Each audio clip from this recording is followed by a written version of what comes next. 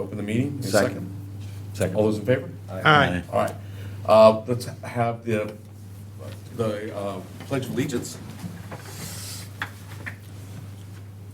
I pledge allegiance to the flag of the United States of America and to the republic for which it stands, one nation, under God, indivisible, with liberty and justice for all. Just a quick announcement that this meeting is being recorded. Oh, sorry, thanks. Just a quick announcement, this meeting is being recorded by Marshfield Community Media. And the first item on our agenda is, we'll squeeze you in here, Jason. Figure it out. We got a big, I can move over. Try to get everybody, because it's on video and stuff, but I know when we have joint meetings. I know when we have joint meetings and such, we have to sit pretty much wherever we go, but I appreciate it.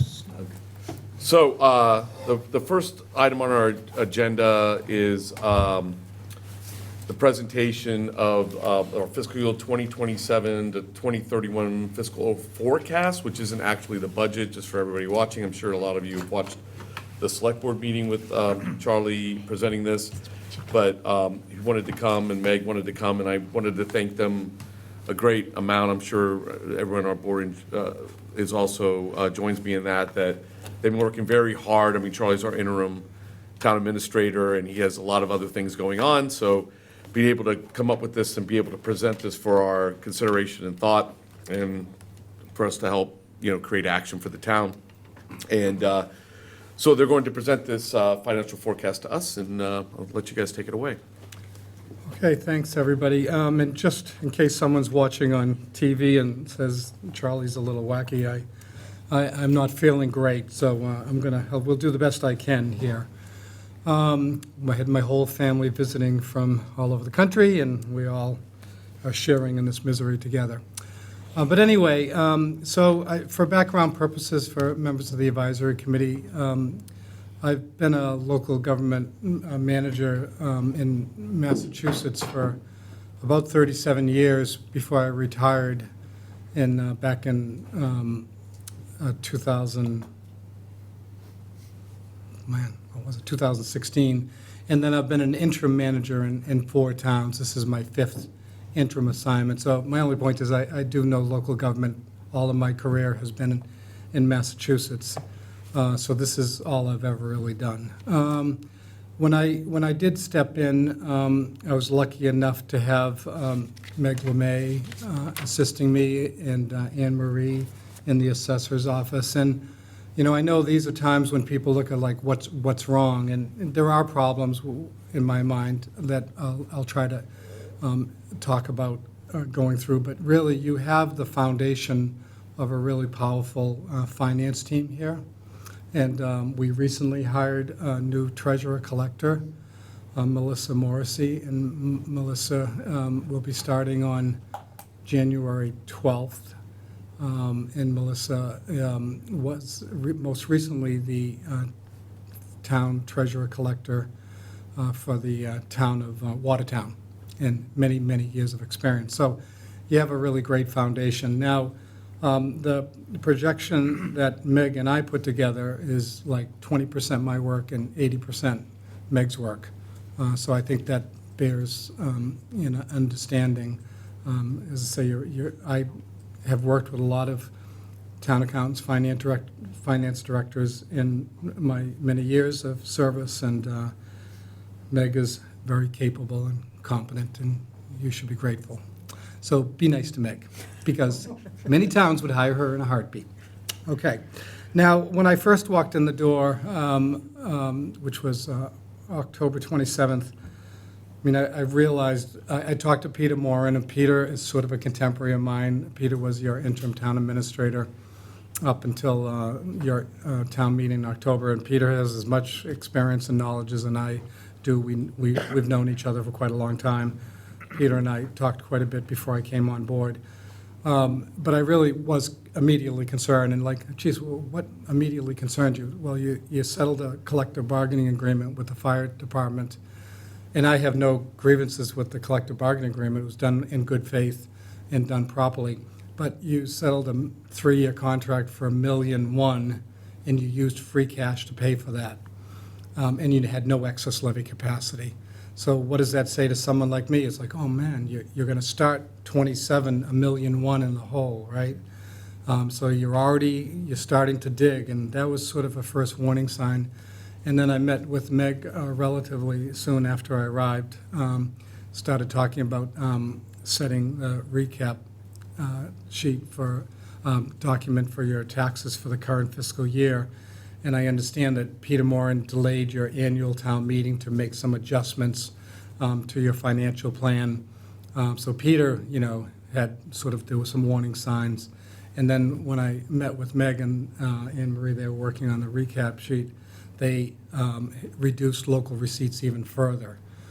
So all indicators, things that are a matter of concern. Now, someone reached out to me today about local receipts and what was different from June through when we set the tax rate in November. And we did reduce local receipts even further when we finalized the tax rate setting purpose, because they really weren't sustainable.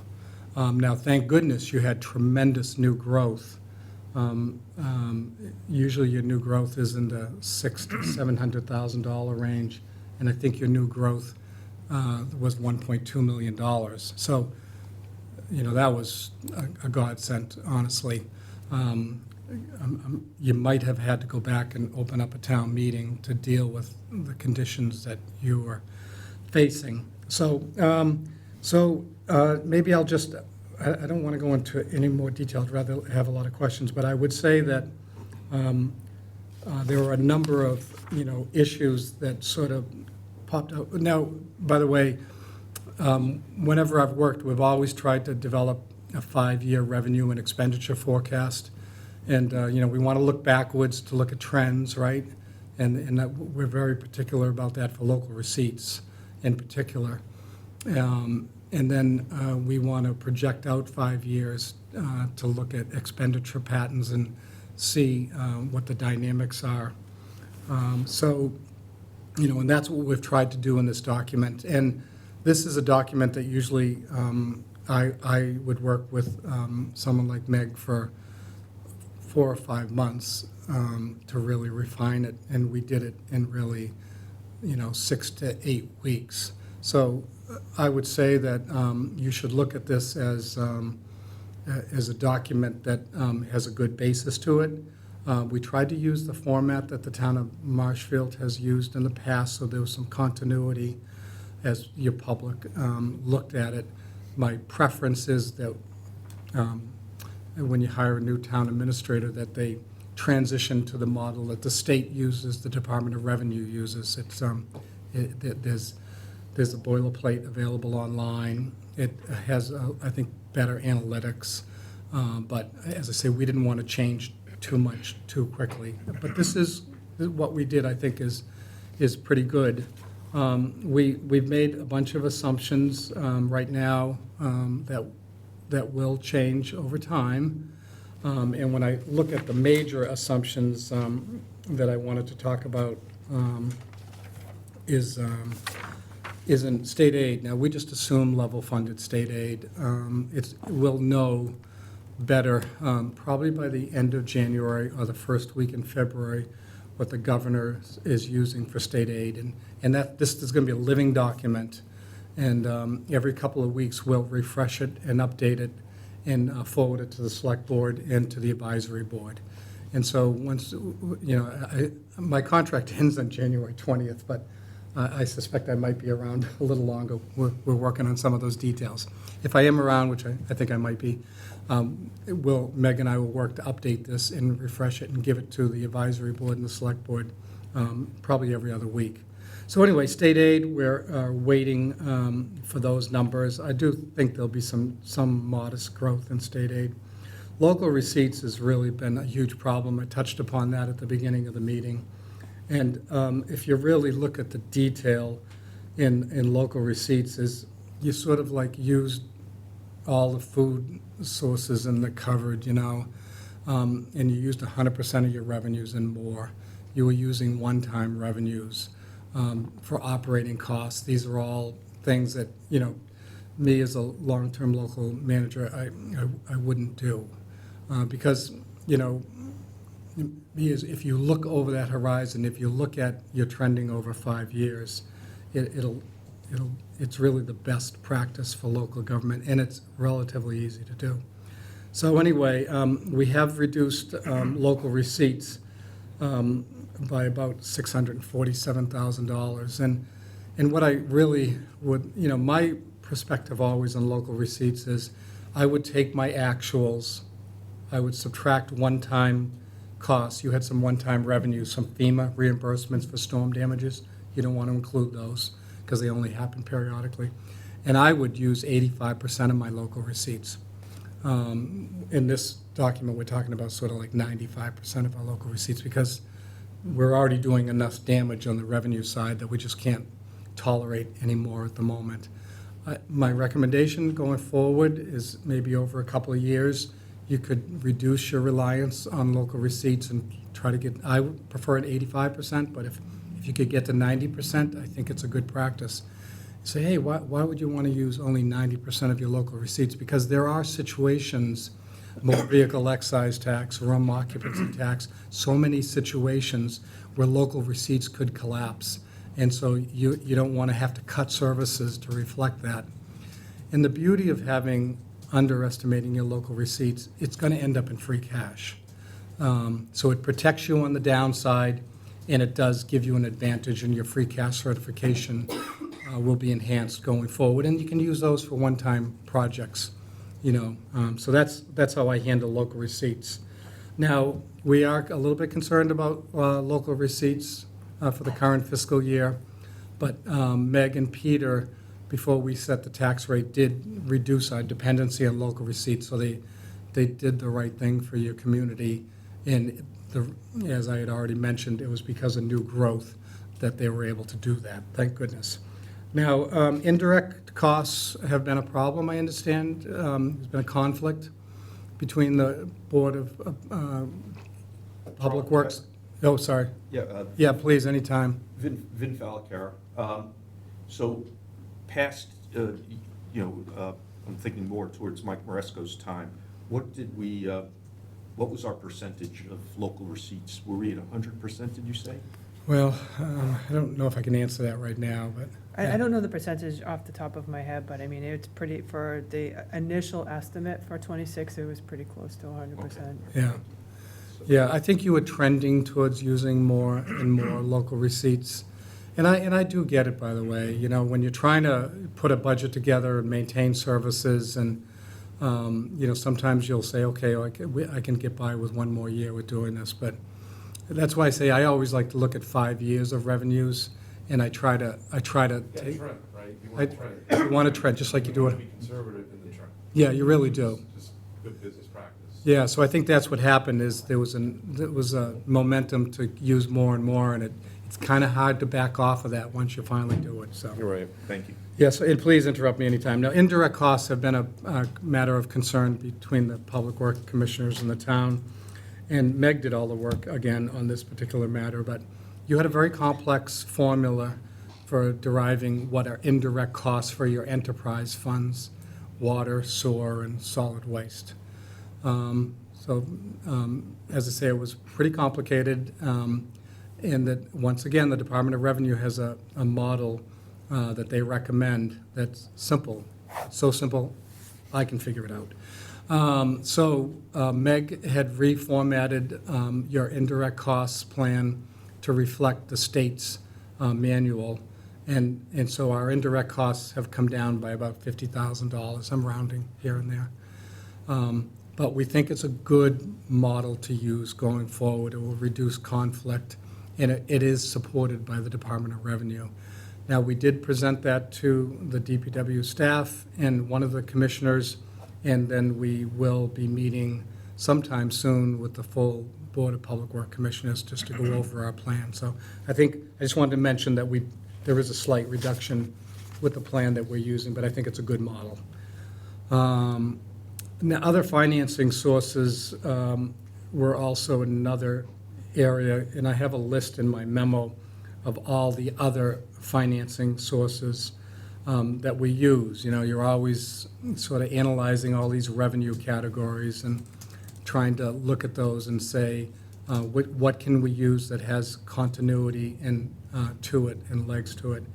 And so Meg and I took a deep dive and took a look at those, and we had to reduce your other financing sources by a little over $400,000 in the FY '27 forecast.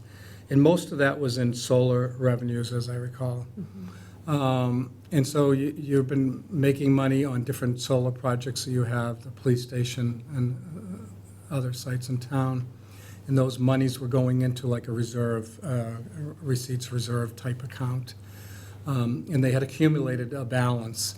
But over the last couple of years, you've really leaned hard on those revenues and used those to balance the budget. Well, those monies are not there again, so that's why we had to reduce other financing sources. Can I just ask, have we reduced the number of panels that we're making available? And then No, getting no, them? really what happened is there was a period of time where you were collecting and you had a surplus balance in this account for solar revenues, and that was great, and a good, business decision appears that the town entered into. But then you started using it as a local receipt to balance the budget, and you were taking out more than was coming in on an annualized basis. So it's once again an over-reliance on revenues that didn't have, that were not sustainable, if that makes any sense. So anyway, that was it for the other financing sources. So in the end, even though your property tax levy it goes up by a significant amount of money, these categories that I had just talked about were going down. So, you're really in a situation where your net new revenues are less than $2 million a year. And, this is a sizable business operation here. So already we're challenged on the revenue side because we've tried to make accommodations on local receipts and other financing sources. So that's been a bit of a problem. Now, you do have some expenditure issues that we're also concerned about, and Meg was all over this. Overlay reserve. So what happens when you set the tax rate every single year? The state will say, listen, people are going to file for abatements. They're going to file for exemptions. You're going to grant some of those. And you are appropriating, I think like $500,000? $500,000 a year for overlay reserve. Those monies reserved for abatements and exemptions. But you were really trending towards $900,000. So you had a deficiency in the appropriation for those overlay accounts. So we've had to increase the overlay reserve to reflect what you are now spending out of those accounts. So we're making adjustments on the expenditure side as well to reflect some practices that were not sustainable. And what happens when you underfund overlay reserve is the state makes you raise it on your recap sheet the next year. I.e., you can run, but you cannot hide from this source. And so this has been a practice that appeared to be going on for a couple of years. Yeah, a while. So And is the process in need of resetting? not really. I mean, Who's in charge of granting? the Assessors. Board of Selectmen. Assessors. The Oh, assessors. assessors. But, Yeah, there's nothing, I have no critique of anything that the assessors were doing. They're doing their job properly and appropriately. Because, if we send you a tax bill and we say you have, a 3,000 square foot home and it's really only 2,000 feet, we made a data entry, we should make an adjustment. And then there are a number of people that are, yeah, please. Emery? So more Come of on it up to the is- mic, though. Sorry, Mr. Chair. No, please. Thank you. Thanks for reminding me. Well, I forget there's microphone, I mean. I'm just like, I'm just an We pretty much employee. be wherever we met in a garage one time, I don't know. So, sometimes there's microphones, sometimes there's not. Emery Sinnott, Principal Assessor. Hi, good evening. So We do get abatements. There's not a lot that usually gets granted. It's the statutory exemptions. If they apply and they meet the requirements, they're gonna be granted that. I'm just very happy now that I have a finance team that listens. And we're working through some of the challenges that we've been trying to work through. So now hopefully going forward with Meg on, we can overcome some of the challenges that I had mentioned to her.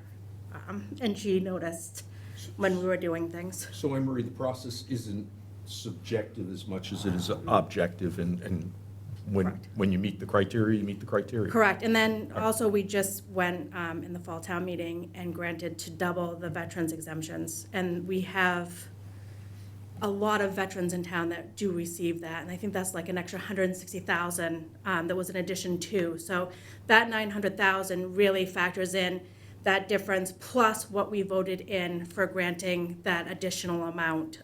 So, yes. I mean, there's one other factor here too, is that the senior work-off program was always raised as an appropriation, which is not, like DOR is very clear, has to come from overlay. So that was another number that we had to build into that. Yeah, that was always a separate account, but now that's coming out of the overlay as well. So there's been a couple little things that we've been doing, but this will definitely make up that difference. And it's been great working with, Meg, Peter, and Charlie to get through this.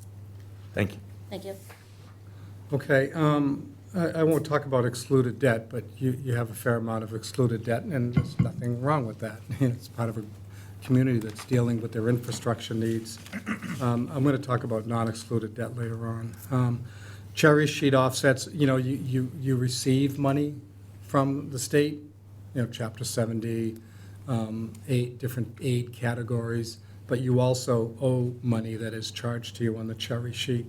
That's your county tax, mosquito control district, many other regional transit authority, charter school sending tuition.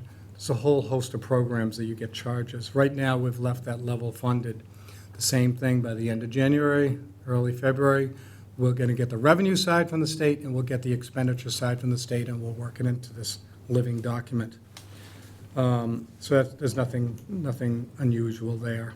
Now, the South Shore Regional Voc Technical High School is a major issue for the community to deal with. And I just want to say right up front, I'm a huge supporter of vocation, technical education. I'm from Brewster. I've been a local government official in the Cape for almost 40 years now.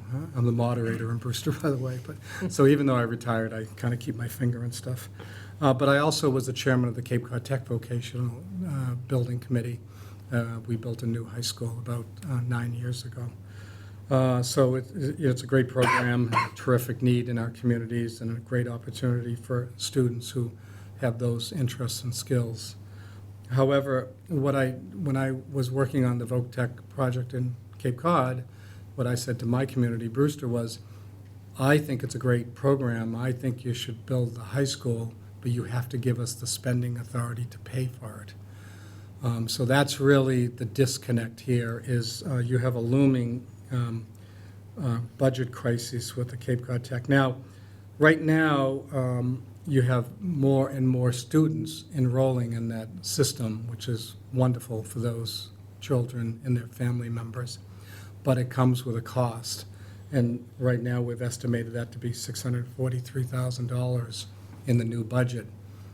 So that is coming right off the top. It's a new expense without any revenue, other than that $2 million that I talked about in the property tax levy change. So that's one issue. And then as we have a 5-year, outlook on our spending and our revenues. Now you look out into fiscal '28, then you're going to have an interest payment due for the high school project for the new construction. So that interest payment in '29 is $437,000. And then the principal and interest payments increase to $1.5 million in FY '29. That is a huge issue for your community to deal with. Now, I know you had an override vote that failed I understand it was quite close. I forget what that number was, but I think it was rather modest. But you know, I will, when I work with the select board and with the advisory committee, recommend that you find a way to get that debt exclusion back on an override ballot question, because this is just a huge budget crisis for the town to deal with. You have a little bit of time, that's nice, but you don't have a lot of time. So if you don't come up with a, you know, putting this on as a debt exclusion, asking the voters to support the project by excluding the principal and interest payments over the life of the loan, you're gonna have to cut this out of operational costs in the town and the school budget, okay? I think you got a question. Oh, I'm sorry. Quick question. How many students will be attending South Shore Voc Tech from Marshfield For, approximately? for next year? It will, after the, say, 4 years or so, once all freshmen through seniors. Let's see, so it looks like if the trend continues, it'd be about 138. But that also keeping in mind that Pembroke became a member, or is going to become a member, so that could reduce the Reduce number it a of little students. But we just don't know, there's a lot of, So Marshfield school system is going to have 130 less students. And Marshfield school budget has increased 3% every year the past 5 years, which is about $2 million a year. Why don't we just pay for it out of the school budget? Yeah, I haven't looked at the school budget right now, so I don't know. Nobody has. Well, anyway, you know, as I say, I don't want to question that because I haven't really spent any time. I've had some Yeah. preliminary meetings with school officials, and Meg and I will start to work with them a little closer. But, you know, I don't know what all the demands they have in their budget. So it's worth having a Absolutely. serious Needs to be conversation about. discussed, right? Yeah, understood. Anyway, I'm really concerned about that Voc Tech school. Now, there's some other costs that, when Meg and I were sort of putting this together, that we need to build into the budget. You know, I already talked to you about overlay reserve. But our new financial reporting software, you know, we've transitioned to a new platform, Munis.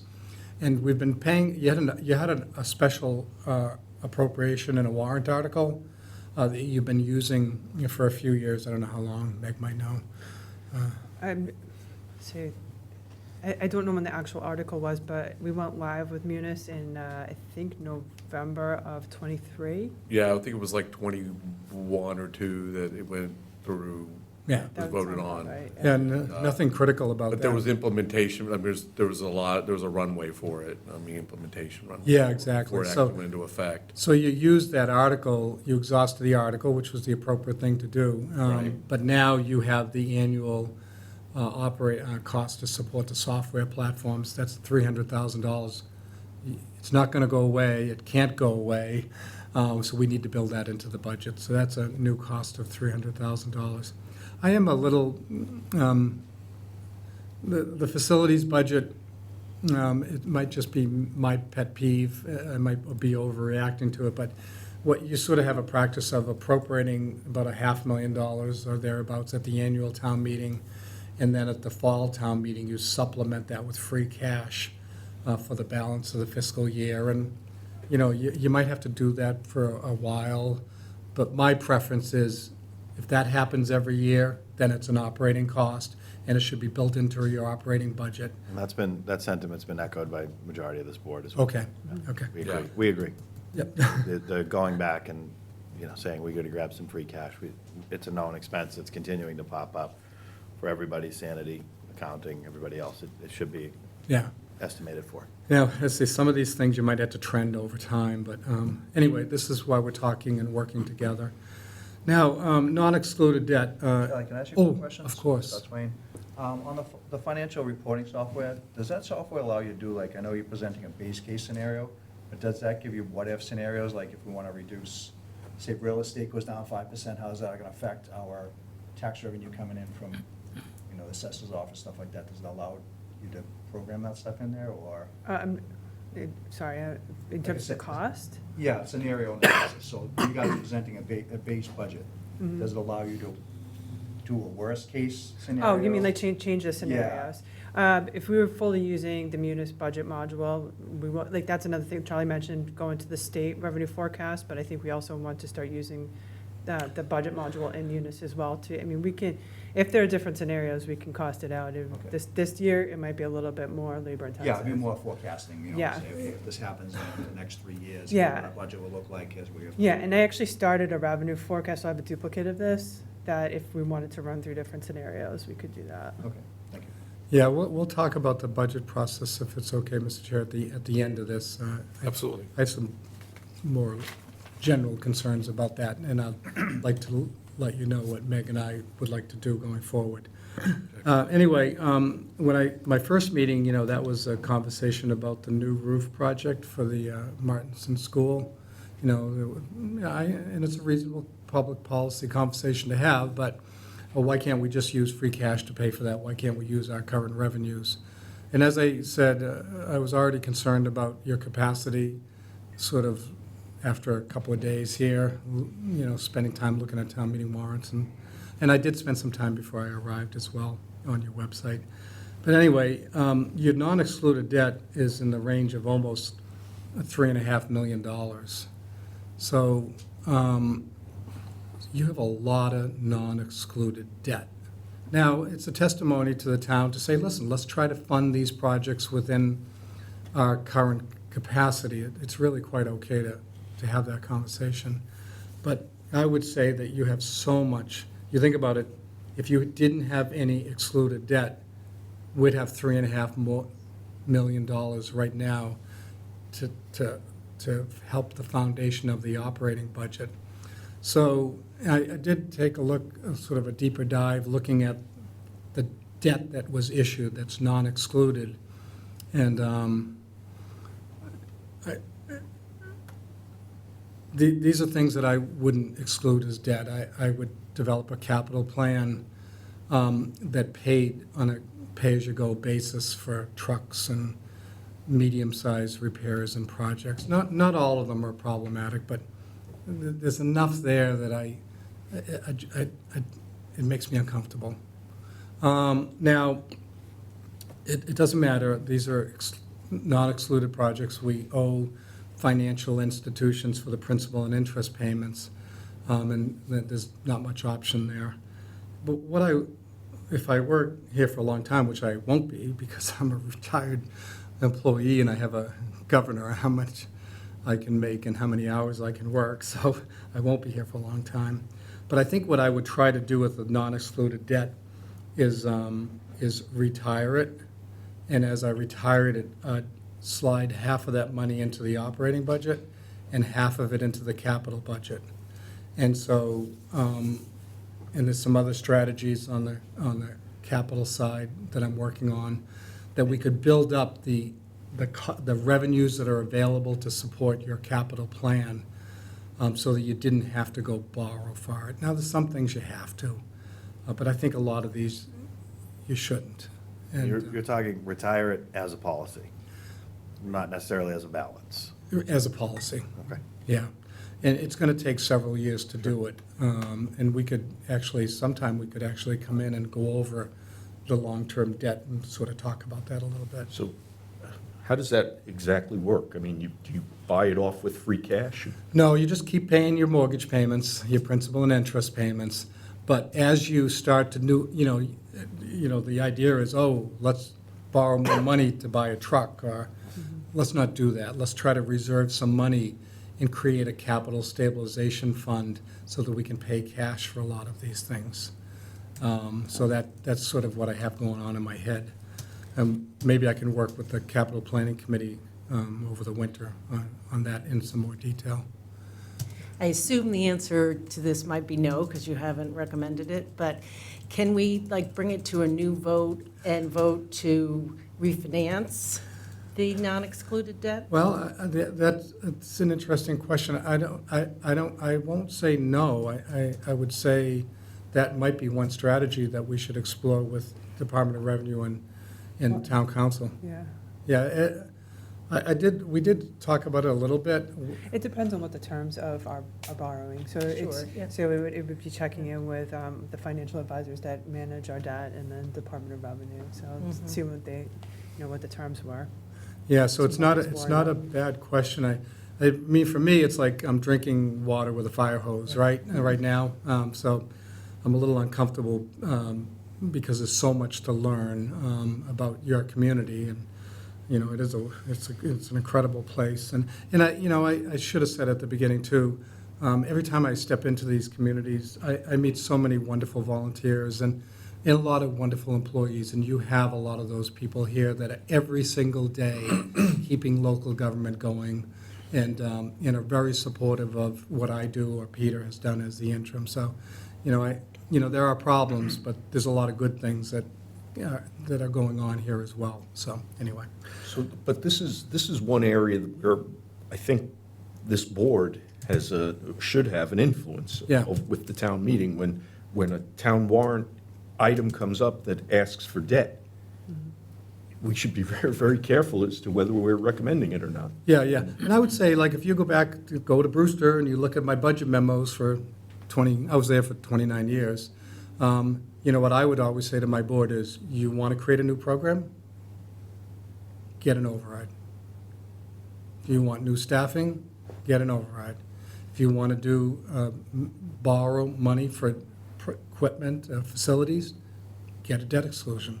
If you don't do it, because you don't have the revenue stream to support it. Local receipts go up property tax levy goes up by 2.5% a year, but that's like 2/3 of our revenues. And so the other third, so really our revenues probably go up by 2 or 2.25%. So, and you just have enough money when inflation is low and healthcare and pension costs are moderated, to maintain the beast as you have it today. So I was always, very particular about if you have well-managed, it appears, enterprise funds. Your retained earnings for the enterprise funds seem to be in good shape. So they have a plan that their revenue plan includes their capitalization. That's a good thing. You should do that on the town side as well. And on the revenue side, too, one of the things that I always like to, I'm rambling a little bit, sorry, but one of the I always do when I do my budgets is I look at my local revenues. For example, the select board office has a lot of local revenues, liquor license fees and all these things. These should be looked at every 3 to 5 years. So when I go through the budget process, it's not going to save the day, but it is just a good business practice to do it every 3 years. And it can be a couple $100,000 a year in revenue. So when I work with the department heads, I will take a look at their local receipts as well. So, a quick, kind of an aside question, if I may. When you, in your previous memos, when you stated, if you want to add X or rejuvenate X, we may need the override, okay? Did you find in your experience, 29 years, that stagnated anything? Did you find you often got the override? Did you find the town worked creatively, a combination of the above? Like you pointed out, some of the licensing revenues that are now more earned income. How did you find it trickled out with that response? I don't think I think in my whole career I might have lost one override. I think if you're honest and consistent and fair with people and educate them on the need, that you can, I don't know your community and I don't know the struggles that your taxpayers are going through. But, as long as you have some continuity and consistency, I think people do appreciate that. Sometimes my new programming would be supported by fees in the recreation department. That's fine. They have a new program, they can raise fees. Parents or adults in the community want to pay for that. It's really fine. So it really depends on what the program is and how you fund it. But like staffing, I get a lot of overrides for staffing for fire and police department because people wanted the service. Sure. And they could, it's tangible for them. And I don't want to discredit the fire or police and put them out there for an override, but you don't want to add $300,000 in expenses for benefits and salaries, and then 4 years later have to lay people off. So you want it to be structurally, that foundation structurally sound. So there's multiple ways to deal with all these issues, but, you just have to be honest with people, so. Now, I talked about non-excluded debt. Right now, general insurance, Medicare, pension, employee health insurance, that whole suite of costs, we're concerned about, and we've included significant escalators in there, 10 and 8%. We'll know those true costs by the end of January, the middle of February. So those hopefully are high, artificially high. We'll find out soon, and you'll know as soon as we know. But I am worried about particularly health insurance. I think we all are, right? And our pension costs. The pension fund from when I started in Brewster in the mid-'80s has made tremendous progress in dealing with the unfunded liability for employee pension costs.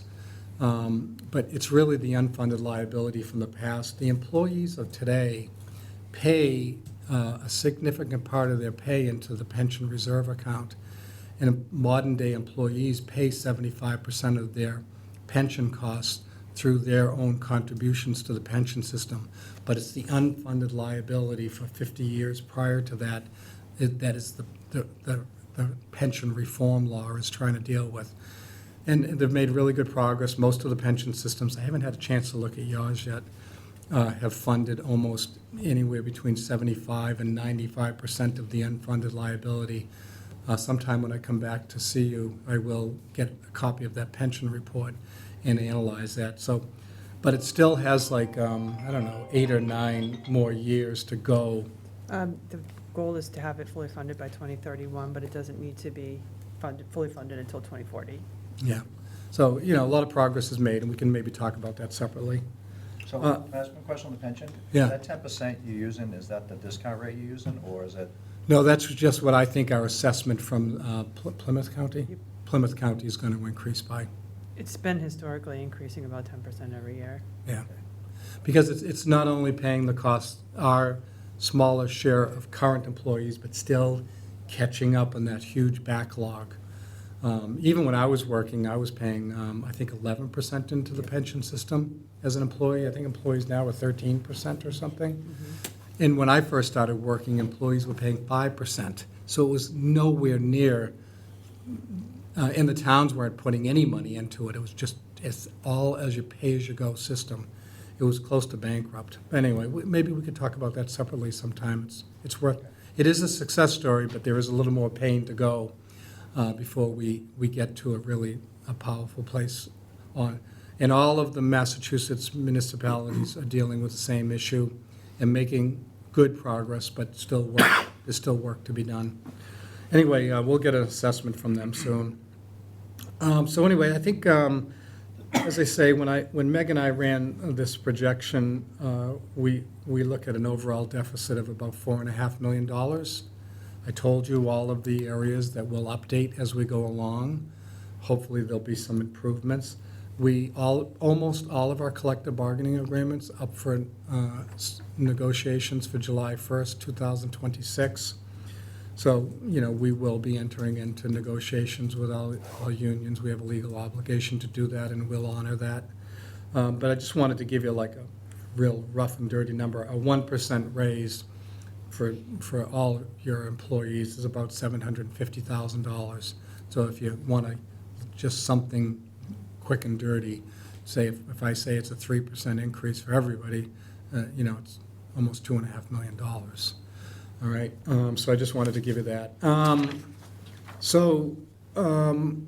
The only other thing that I wanted to mention I put in my memo is, and I talked about it briefly at the beginning, is you've been using free cash as a practice to pay for costs that are ongoing, that it has to stop because you don't have the capacity to do it anymore. So that's just a bad practice. I understand why it was done in certain instances, but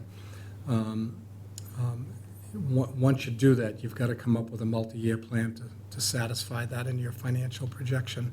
So anyway, you've exhausted way too many reserves, you've overly relied on free cash, and you have that South Shore Regional Voc Tech High School project to deal with.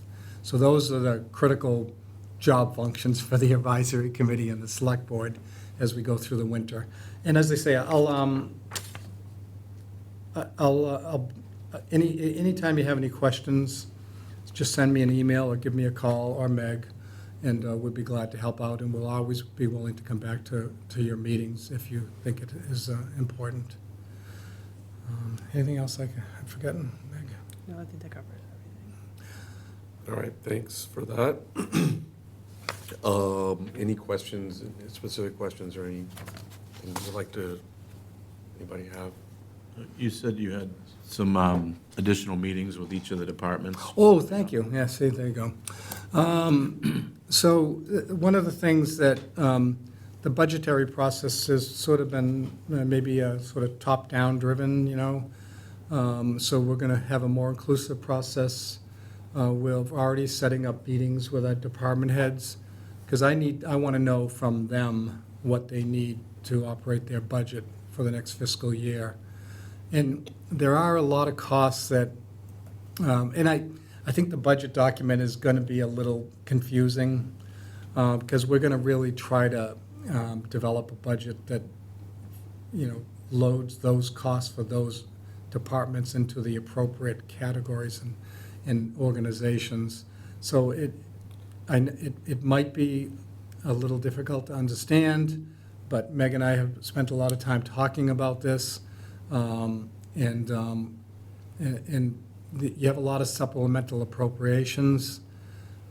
You've had costs that deficits in certain budgets that are concerning.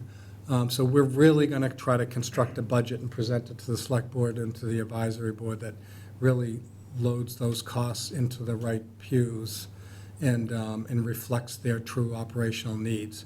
So we're working away on that. Now, there are some other sort of concerns that we have.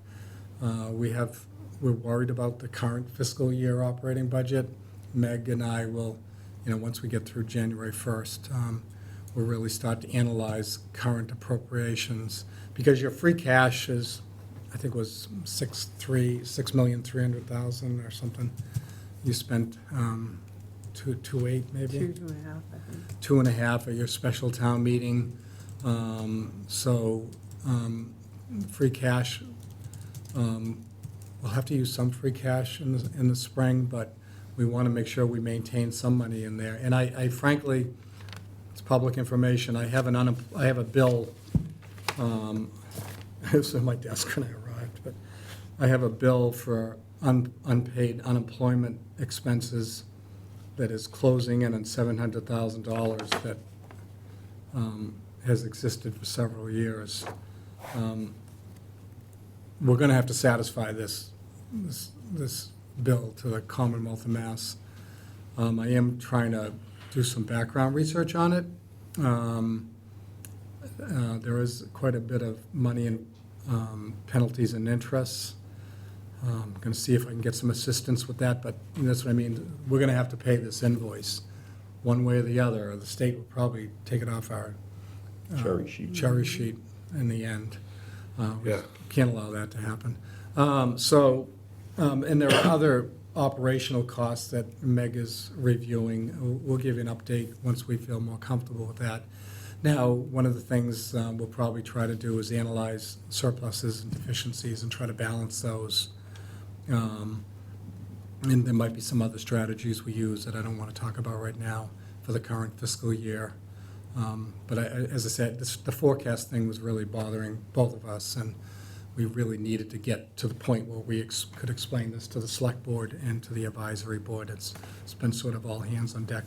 So, but the budget process starts like tomorrow, and before I leave I do go away for a month, but I hope to have a draft budget put together before I leave, or just after I leave, even if I do some of it remotely, for everyone just to really start taking a look at these departmental budgets. And we really want it to be complete. We want you to know, all the salaries and all the benefits and all the expense categories, so that you can really, go on a line-by-line basis to make sure that, what we're asking for is an appropriate use of your taxpayers' money. So, anyway, it's a little much to do in a narrow period of time, but if I accomplish it, it's going to be because of Meg. So that's just the reality of it. So. Sure. And, yeah, that makes a lot of sense, and I know that you're on a tight schedule, so it's good that Meg's here to help and do that. When, I'm trying off the top of my head, when is the warrant available Yeah. to us? I'm trying to Yeah, remember. thank you. Yeah, keeps forgetting stuff. No. So I appreciate you being here, being ill and everything. I really appreciate that. 'Cause- Yeah, and that's one of the things I promised Eric before I left, that for vacation, I think I keep saying I think I'll be back, but I will draft a warrant by the end of January that I think is relatively reflective of what's going to be on the annual town meeting warrant. So, yeah, I want to have that done, if not when I leave, right after I leave for vacation. Okay. And when is that? The 20th you're leaving? Is that, I fly out of here on January 20th, and I'll be gone for 1 month. okay, But some of it, if I'm not finished when I'm here, I'll finish up when I'm away. okay. All right. Charlie, can I ask you a quick question? Hmm. Compared to Brewster, is Marshfield lacking any control processes that you could see to improve? Like, say, for that example of 700,000? Well- Anything that we can implement that? Well, catch those things? I think that, some of the budgetary control things, we're still implementing Munis. So I think there's some opportunities there. Definitely on the procurement side, the state procurement law is rigid and very well defined. Now, you have hired someone who I worked with, Rebecca Ruffley, which is probably how you guys found out about me. But I've worked with Rebecca in other communities. She's doing all your procurement certifications now. So your procurement practices were concerning, but definitely on a good trend. Department heads are cooperating, working well with Rebecca, reviewing procurement. I think some of the budgetary controls still need a lot of work, but that's something that's is going to evolve. I think these budget meetings will help a lot. We'll be talking about all these things. All the detail I like to have on the salary side will be built into these budgets, so we're making sure we're accounting for all your true costs.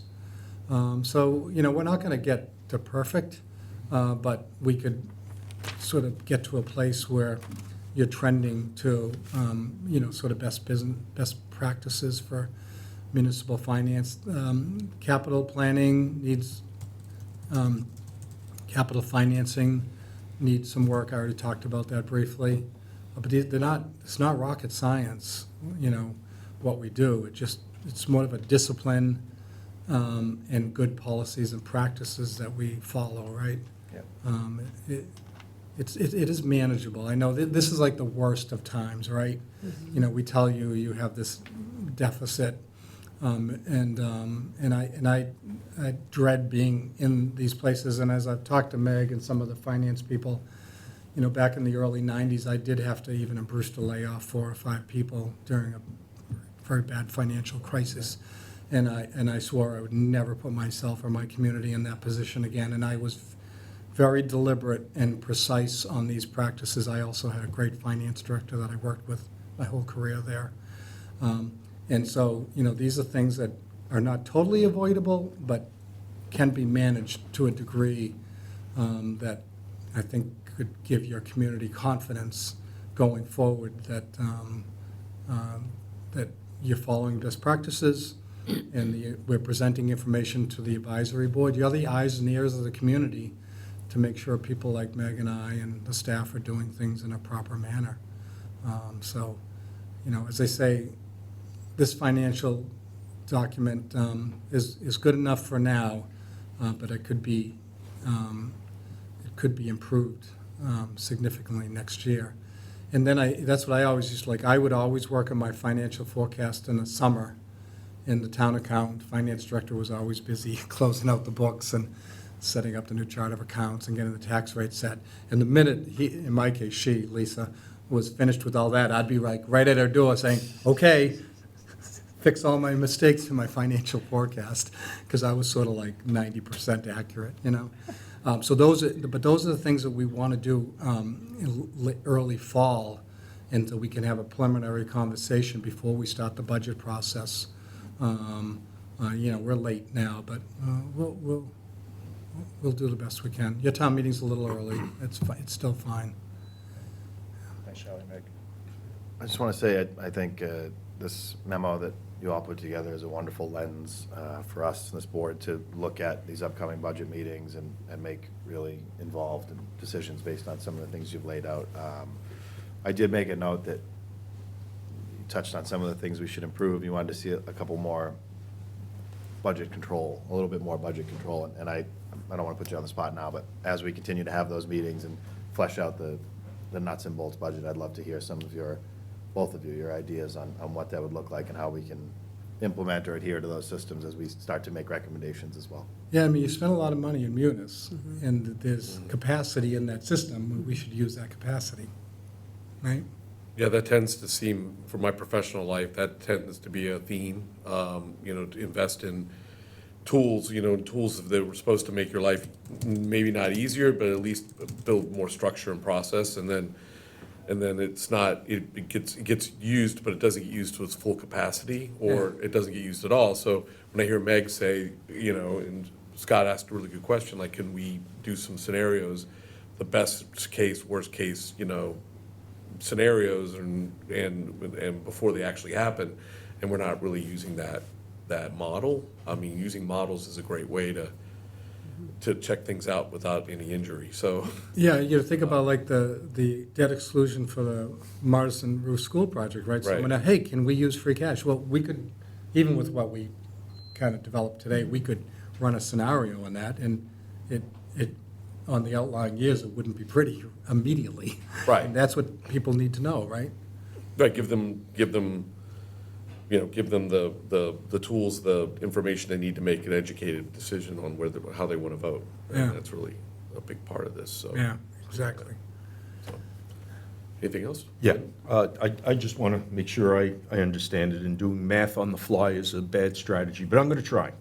So for fiscal year '27, we are in the hole $4.5 million, Right. just the way you've laid things out.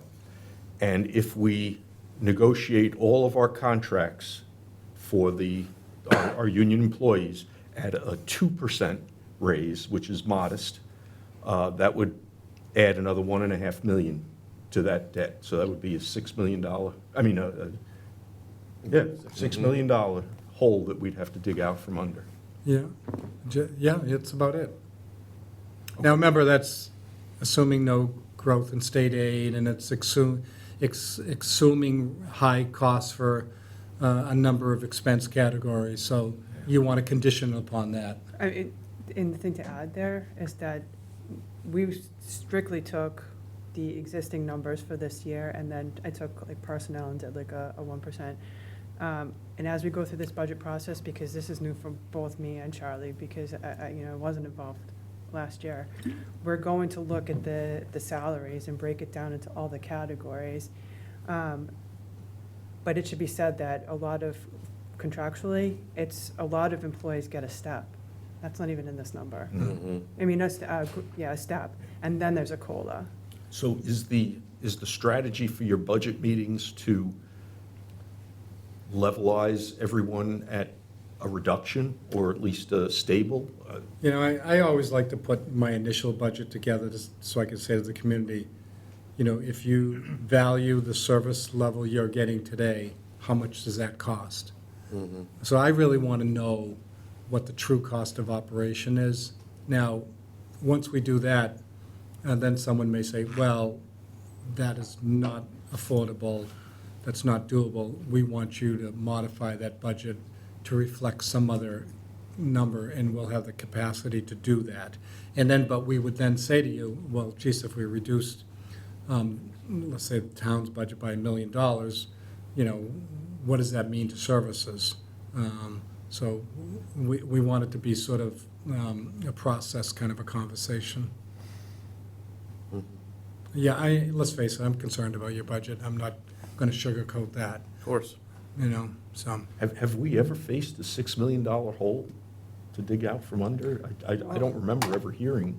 Well, I mean, anything like this. I think the reason how you get there is from looking at your local receipts decreasing by 647,000, the other financing sources decreasing 408,000, adding the munis for 300,000, South Shore Regional, an increase of 643,000, building facilities into your budget, the pension cost is a large one, and then you had the 1.1 million for fire.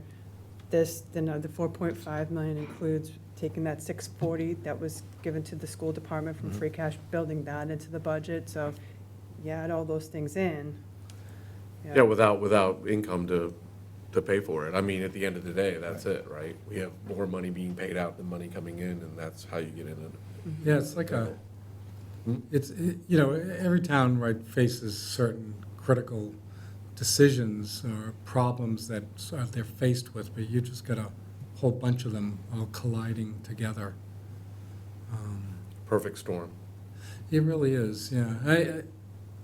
I mean, it's one of the reasons I retired 10 years ago, is I worried about this all the time, right? And because I care about my town, I know you all care about your community, and you know, you incessantly worry about this stuff. I mean, I went off and ran a not-for-profit sailing club for 4 years, you know, because it was like, it was Like vacation. everybody loved what we did, you know what I mean? So Yeah, it was I get nice. I totally get But it. anyway, this is real. Yeah. And this is what people, you know, rely on municipal services in so many ways. So this is our job for the winter, right, to work on getting to the best place that we can, so. Okay. Anything else, guys, for them? I could think of 100 questions to ask. Yeah. I mean, I think. We all want to go home tonight. I think the key is that you guys are on it, working on the budget.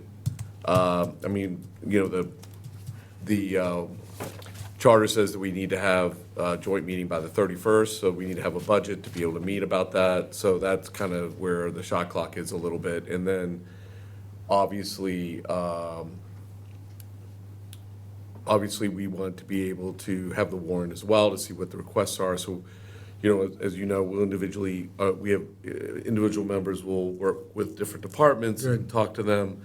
And, you know, I think you're probably already doing a pretty good job of starting to set the tone that it's a tough time, and we really need to be able to, you know, make the sensible decisions on our finances right now that's best for the town. Yeah, when I give you a copy of the warrant, ultimately, I'll have a spreadsheet that goes with it. And sort of talks about, okay, what's the cost? You always know the cost, it's in there, but what's the funding source? Absolutely. And if there's not a funding source that's sustainable, my recommendation is you don't support it, right? But anyway, I want to give you that at the same time, and you'll be able to kind of control the conversation to know what our plan is. So it's easy to ask for something, but we as town officials are going to have to sort of articulate where the funding's coming from. Yep, that's great. All right? All right, thanks so much, guys. Feel better, Charlie. Yeah, thanks, yes. Yeah, drink lots of vitamin C. It's all good, all right? Everybody's leaving tomorrow, so. Oh, yeah, well, maybe you'll get better quick. Okay, thanks, everybody. Thank you. You all set? Thank you. Yeah, you guys are, thank you very much. Henry, thank you. Thanks, Anne Marie. All right. Just a couple other things for us real quick. One was a request the select board has requested a couple months ago or a month or so ago. They made a request for for all boards, all appointed boards, I believe, and maybe even elected boards to, I want to see, great. I didn't Sorry, Paul and Brian, we didn't see you because you were covered up by the spreadsheet. So I figured you were here, but, thanks for being here. They asked for all the appointed boards to provide a mission statement. I believe Select Board member, I think Trish, she was kind of spearheaded that, right? Was Eric, right? Did she spearhead that? I was the one that initially asked for the appointed committees to at least put something forward in regards to a mission statement. Okay. Whether the select board can, at least those committees can put something forward to us, and then we can review it if we want to tweak it or whatever. Okay. But at least, I would say at least like, a mission statement would be good, just in my opinion. You know, we got a website, so people are looking to join committees or whatever, at least there's a mission statement up there. And if they have any interest, at least that way there's something to guide them, how they wanna go about getting on those committees if they wanna, or whatever. So I think it's something nice for the committees as a whole to put together, that way we can review it. And then if we wanted to tweak it in any way we can, and then put it out there, and then, you know, like I said, I look at it as that, I think it'd be nice to have a mission statement just to attract people that, you know, in case we need people to join committees like yourselves, that they have an understanding of what it's all about, what you do. Yeah, I mean, obviously, we have a annual report, but most of our citizens don't even know that, I mean, some of them don't even know the annual report, and it's a lot. So having something more concise and snapshot is a good idea, so, perfect. So, thank you, Mr. Kelly. So, I will say, I did send this to you guys, but Paul's on Zoom. Paul had watched the meeting where that was discussed and took a stab at a mission statement. I'll be honest, I read through it without going into semantics. I mean, obviously the nuts and bolts of it, I think it's a pretty good summation of what we're about and what we're charged with. So if you want, Paul, I can read it, or you can read it, or what do you? Probably easier for you to read it there. It's a Okay. draft, so. All right, so, you know, obviously, we want everybody's input, and if everybody's good with it, and any, you know, adjustments to it you'd like to make, my goal would be, I mean, I need to submit this, the select board has set a deadline by the end of the month, I think it's it's on my calendar, but, there's actually a form that's been provided, and this is one part of it, just to make sure that, for the website also, all of our names are correct, that our terms are correct. I mean, that has been an issue over the years, that people have come and gone and their names are still on the boards. And I think for the public, it's important for them to know who's volunteering, who's serving the town, so. Which month? What, when's December? due? End of December? No, end of January. End of January. Yeah, so we have a little time. So if we don't come to agreement tonight, we still have a little time to kind of submit some things and come to a consensus on it. But, so the mission statement draft that Paul forwarded is: the mission of the Town Financial Advisory Board is to ensure the responsible, transparent, and strategic stewardship of the town's public funds. We are committed to providing objective financial oversight, long-range fiscal planning, and data-driven recommendations that support sustainable growth, high-quality public services, and the long-term financial health of the community. Through rigorous analysis, open communication, and collaborative decision-making, the board works to safeguard taxpayer resources, promote accountability, and guide the equitable allocation of the town's budget in alignment with community priorities and future needs.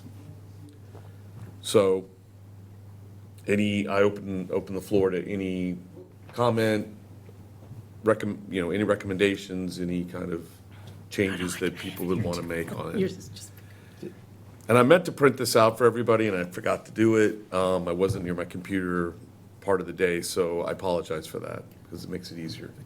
In addition to what Paul said, we deal with non-financial matters too, and I think that should be included. I mean, there are articles that come up that don't involve finances, but involve, the betterment of the community. So maybe we should craft, in addition to that side of what we do. well, that raises the question, are we the town financial advisory board or advisory board? Really, I mean, we're more just the advisory board, and that, with that case, we are, because you're correct, Donnie, there are things that are request warrant articles that are not 100% financial based, right? So we could make that, strike, not strike, well, we'll just say town town advisory board, right? And does that make sense to everybody or no? Well, I've Yes. been on it for almost 20 years, and I've Yeah. never heard it, Yeah, the financial part, to just Strike recently. financial. The Yeah. advisory board. yeah.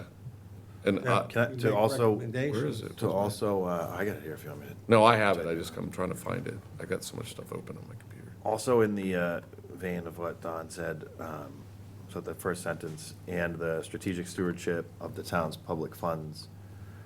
I wonder, since we're striking financial, if we write strategic stewardship of the town's public funds, and what else can we say that makes it not financial, and operations, Yeah, and. We got a term that represents non-financial,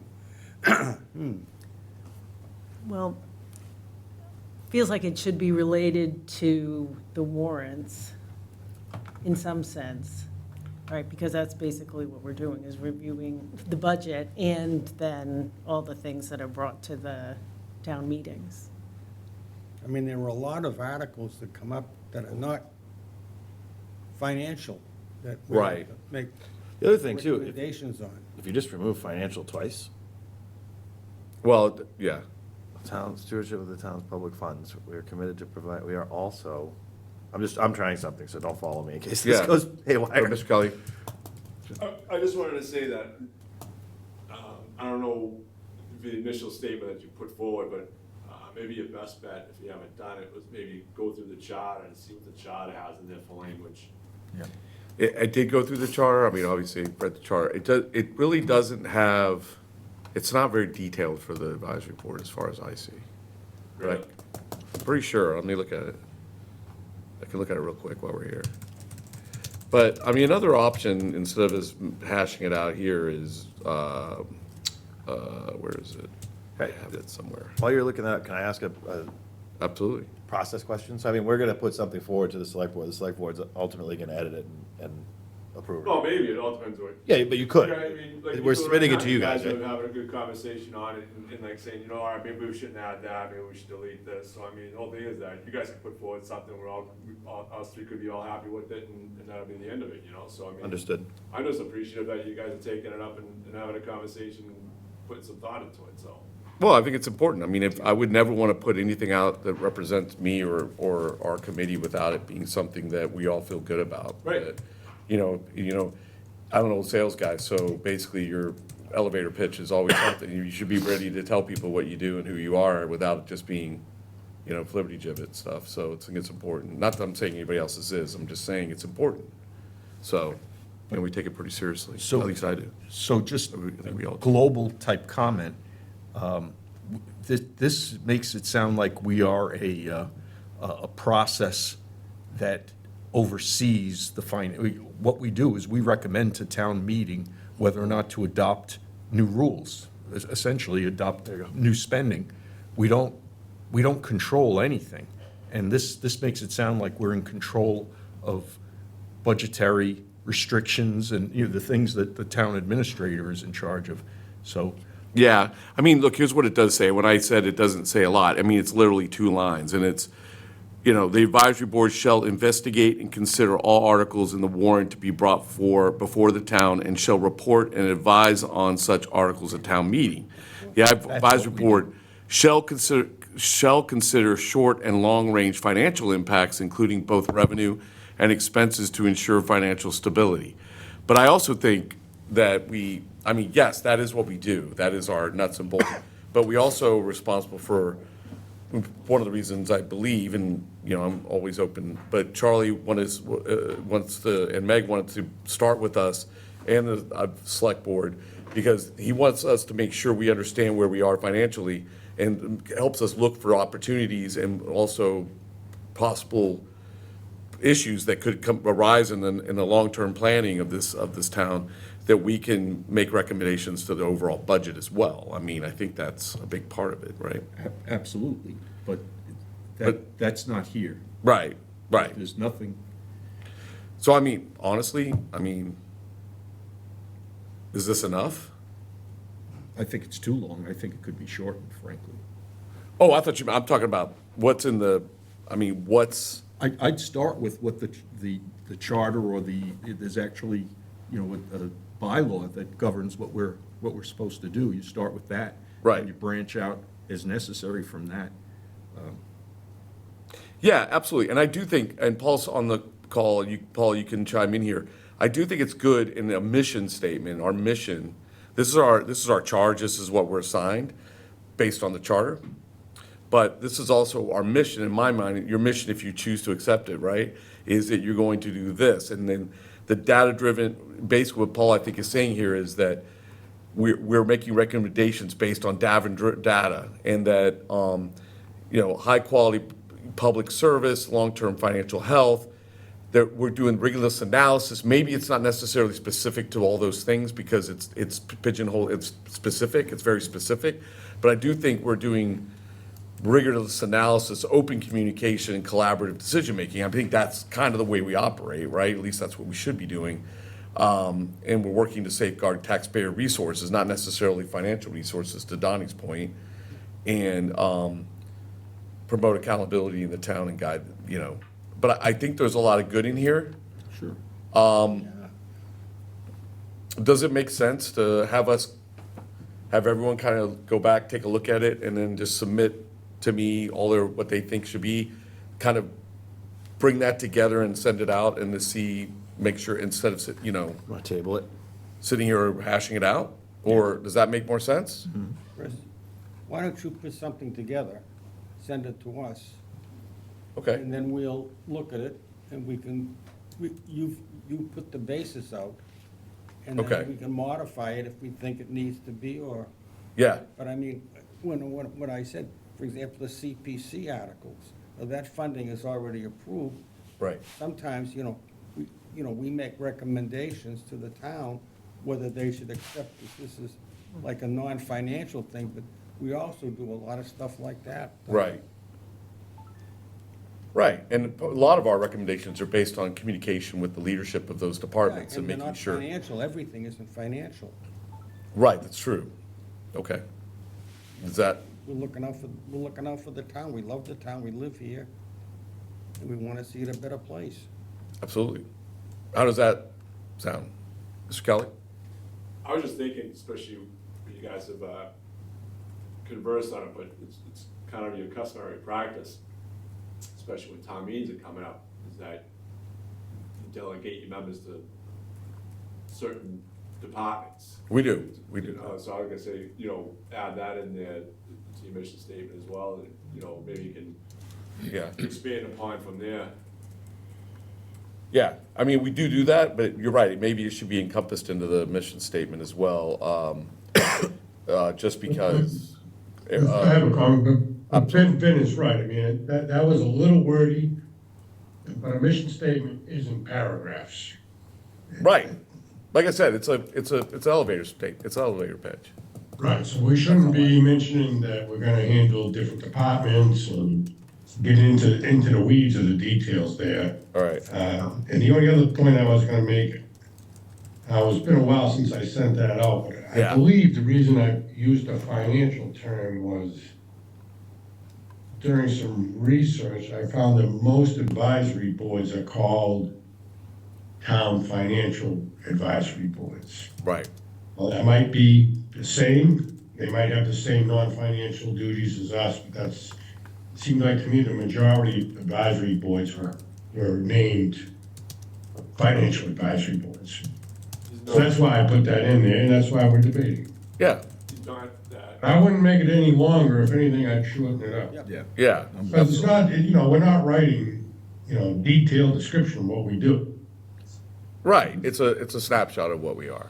It gives it's not people. wrong in regards to the financial advice, the whole thing is that this has been talked, is that changing the charter up is a financial committee.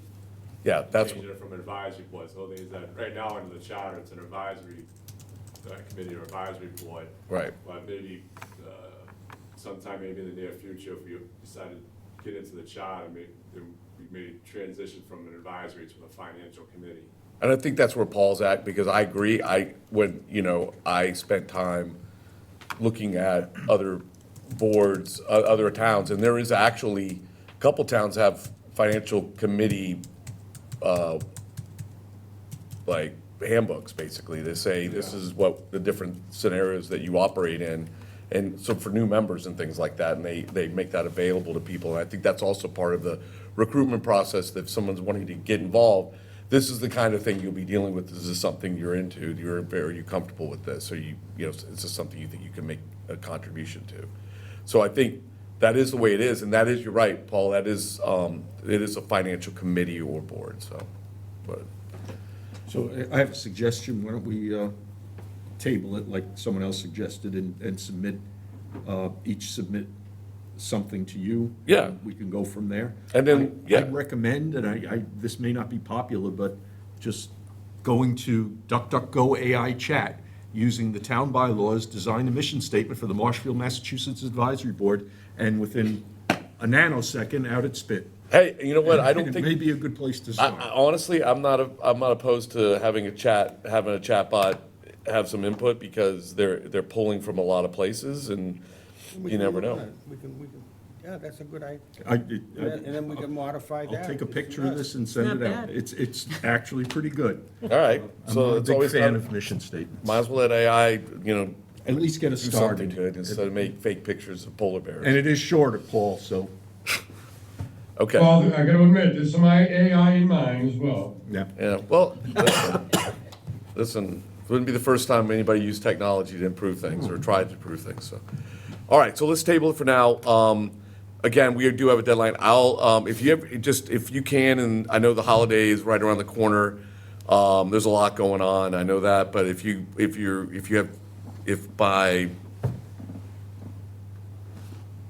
I'm trying to think. I'm actually leaving town on the 6th. I'm traveling for 10 days. So, but I'll have my computer and stuff like that. This is the kind of thing that's easy to work on. Maybe by the end of next week, if everybody could at least take a stab. Why don't we schedule a meeting before the end of the month so we can, follow Before the end of December? end of January? Oh, yeah, of course, yes. All right, yeah, we will get that done. I mean, it's up to you, but that sounds harder to me, for if everybody comes up with something and then you have to, I don't know. It seems easier to just throw another version of this out and then we just make little suggestions. Okay. All right, why I don't I, agree, I think that's a good baseline to start with. yeah, now that we've had a good discussion, I think it's funny, sometimes you don't see the forest because of the trees, and Mr. Kelly bringing up the charter, and I did look at it, but now thinking it's as the core start, and then take the things that, Paul took the time to put something together.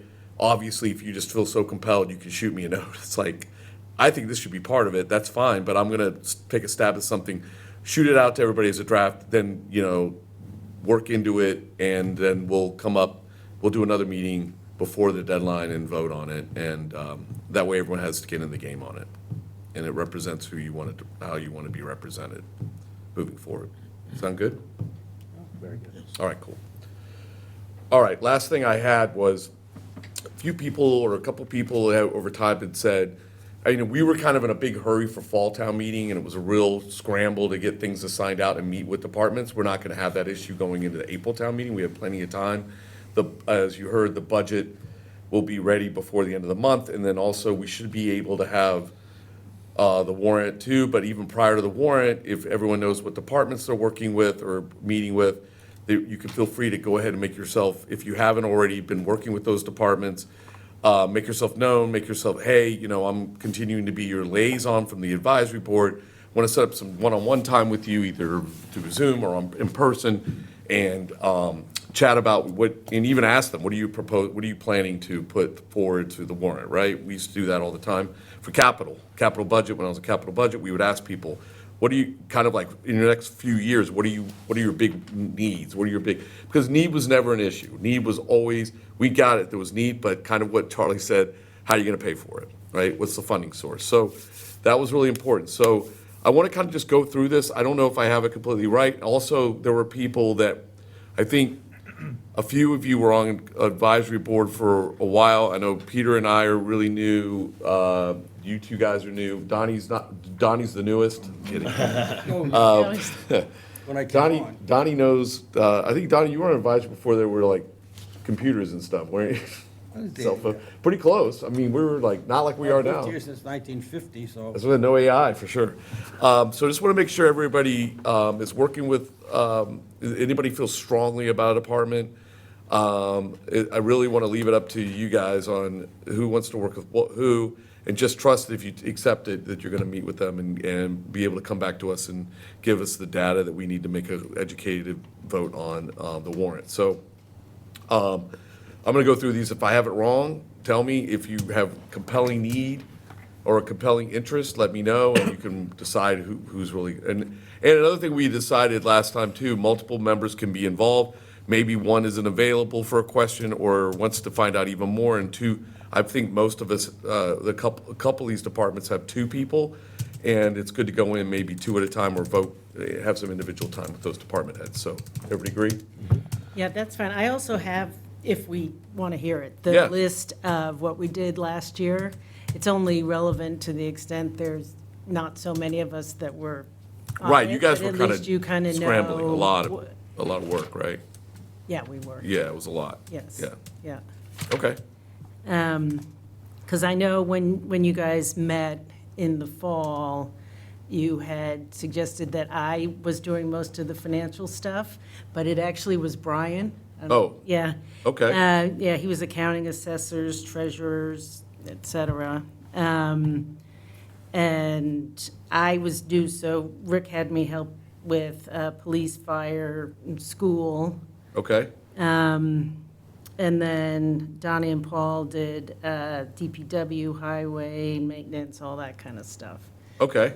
Sort of the big gist of it. Well, I know, okay, so based on what I have, we're not that far off on this. So I had moderator, which selectmen, there's usually not a lot there. I mean, obviously, I talked to selectmen and moderator. It's you. Facilities, I had Paul. But then we get to the financial stuff, and Brian was there. Brian's on all of them, but I also had you, Jan. So if you feel more comfortable just having Brian do reserve fund, or we can leave you both involved, and then Yeah, I mean, we I- could work Brian- together. I have a finance background too, so. maybe that's why Yeah. we were talking about that. But Yeah. Brian, we have you and you both as reserve fund, accounting, assessor, and treasurer collector, and then also the audit, OPEB pay service. So that's all financial, right? Is that good with you guys? Yeah, that works for me. Okay, cool. Yeah. And then I had legal court judgments. I don't even, I mean, maybe we'll get something there. Human resources, Vin. MIS, IT, Scott. Town clerk, and elections town meeting was Ed. We may or may not have anything in the warrant for that. Conservation was Vin and Scott. Planning board was Vin and Scott. Police, I had me and Paul, but maybe it would be, I'm happy to jump in there. I mean, you were on it before. Paul, were you on it before? Police? No. Well, I mean, I'm happy to put, why don't you two do it then, Okay, please? You and I? yeah. All right, I'm gonna put, yeah, you know what, because we didn't really assign you much because you were No, pretty new, that's so that's pretty why new, it's, yeah, I'm happy to take on more. Yeah, same here. all right.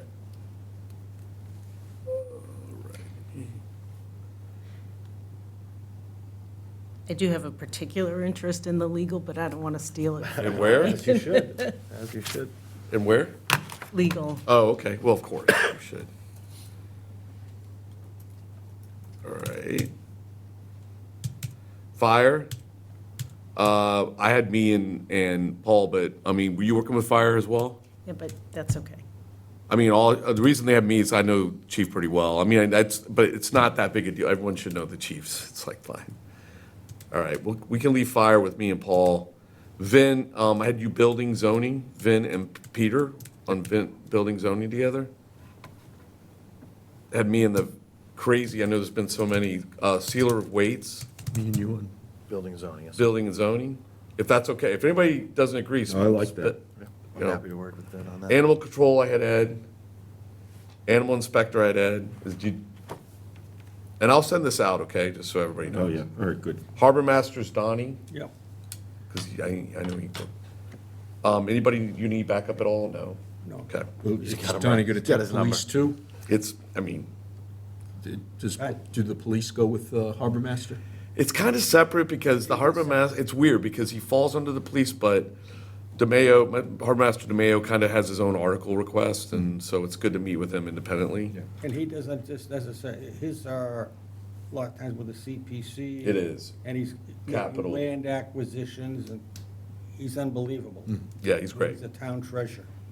He is. Well, he writes a lot of grants, and I can tell you, there's been a lot of conversations. I wish more departments in this town would write more grants. We may not be in as much He also debt. has a reputation of, when he's a demon, and if he writes a proposal for a grant, you better give it to him, because he's not gonna get off your back until he gets the result that he's after. And Yeah, just absolutely. look at Brant Rock, what he's done for us. Absolutely. So, okay, so I've got you, Donnie. Schools, I had Scott and Ed. You guys were already on that, right? Yep. DPW administration, all the DPW are, departments, DPW administration, DPW engineering, DPW highway, DPW snow and ice, fuel, DPW maintenance, DPW cemetery greens and trees. I have Paul and Don, but is there anybody else that wants to, is, like, really wanted to be involved in DPW? I mean, at the end of the day, you're meeting with one person, basically, or two. You're meeting with the DPW. Two is, I mean, it's, No, I'm saying you're only meeting all those potential departments are really one or two people. one or two people. Right. So that works.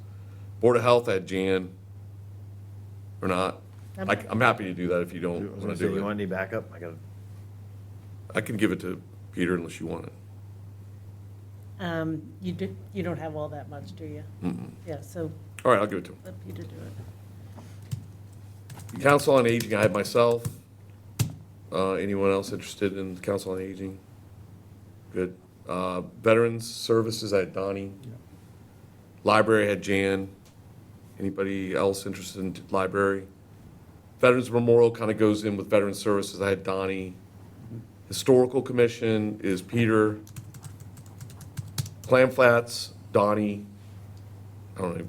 Debt, again, I had Brian. Just Mike DeMayo. Debt, assessment, state and county, general insurance, I had Jan and Brian as those financial issues. And it looks like we may have some of that. I don't know. We may or may not have that in the warrant. Retirement, I had Vin. Health and life insurance, I had Vin. Unemployment group, Vin. Medicare, Vin. Anybody else have interest in those, either as a backup or would prefer to take the lead on any of those? Retirement, health insurance, unemployment group, Medicare. And remember, some of these may not have anything on the warrant, so you may not even be, I mean, it's good to get to know the leaders, but you may not have anything to bring back to us for this cycle. I'd be interested in the debt to find out more about what's going on with the debt. There's two people already, but Debt, okay. Who do So you for have the- on debt? Sorry. Hmm? Who do you have on debt? You and Brian, but I can put, Ed can do I it. could do it, put Ed on that. And for the long list of things, retirement, unemployment, health insurance, Medicaid, that's all Danielle? Or are there many people that cover that? It's really Danielle, I believe. I mean, if I'm it's good with HR related, it's Danielle. I'm good with that. Okay. Utilities, I've had Paul and Donnie. And then there's unclassified, there's CPC, unclassified debt services, I don't know what that falls into. I mean, we really don't have any, but I'll put myself there just in I do the case. CPC. Yeah, I've got you and Donnie, you, Paul, and then Brian is the third backup on CPC, but I don't know if Brian really needs to be on that. I mean, probably you and Paul, you and Don, you and Paul are enough on those. I just say one thing on the veterans. They were, and I'm sure they still are, one of the premier, if not the premier veterans agency in the state. Absolutely. Unbelievable. I'm not gonna argue with that, A but- lot of our free cash comes from their doing their due diligence, and when they give an aid package out, we get reimbursed. And they follow up to be sure that we do get our reimbursement. They do a fabulous job. Karen is fabulous, and Bill Dodge ahead of her. They were fabulous. Yeah, we've been very fortunate with our veteran Yeah. services, for And sure. then with. she And the learned- veterans I've spoken to, for sure, Oh, she's great. so. All right. Chris, I'm yep. good being a third on the CPC just to stay in touch with what's going on. Oh, were you on CPC before? Yeah, previously, yeah. Okay. Good.